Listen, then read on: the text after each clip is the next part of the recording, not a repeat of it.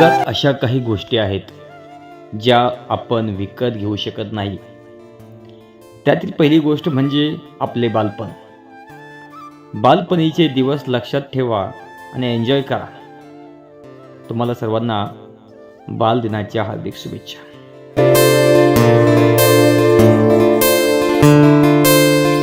रडण्याचे कारण नाही आणि हसायला निमित्त नाही. रडण्याचे कारण नाही आणि हसायला निमित्त नाही. बालपण असे आहे की ते प्रत्येक मुलाने मुक्तपणे घालवावे. बालपणी होते स्वच्छंद खेळण्याचे क्षण. बालपणीच्या आठवणीत हरवते मन. कधीच येणार नाहीत ते निरागस क्षण. त्यामुळे बालपण हे एक जीवनाचा अमूल्य असा साठा आहे जो आपण जगत असतो किंवा जगून गेलो असतो. बघा, बालदिन दरवर्षी 14 नोव्हेंबर रोजी साजरा केला जातो. जो भारताचे पहिले पंतप्रधान पंडित जवाहरलाल नेहरू यांची जयंती आहे. पंडित नेहरू मुलांबद्दलच्या त्यांच्या विशेष प्रेमासाठी प्रसिद्ध होते.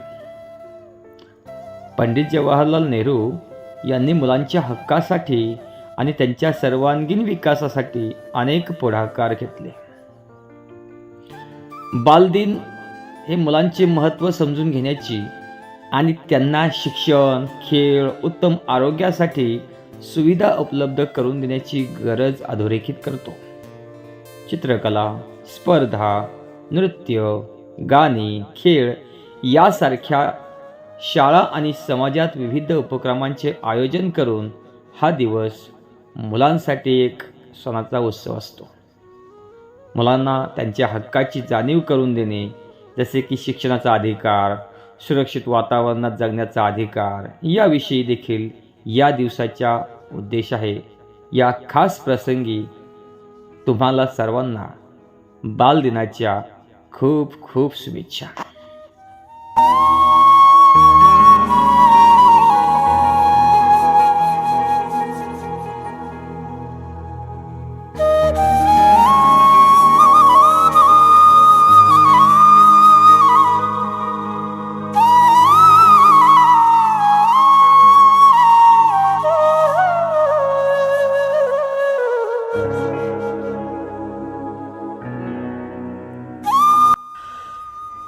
माँ की कहानी थी परियों का फसाना था.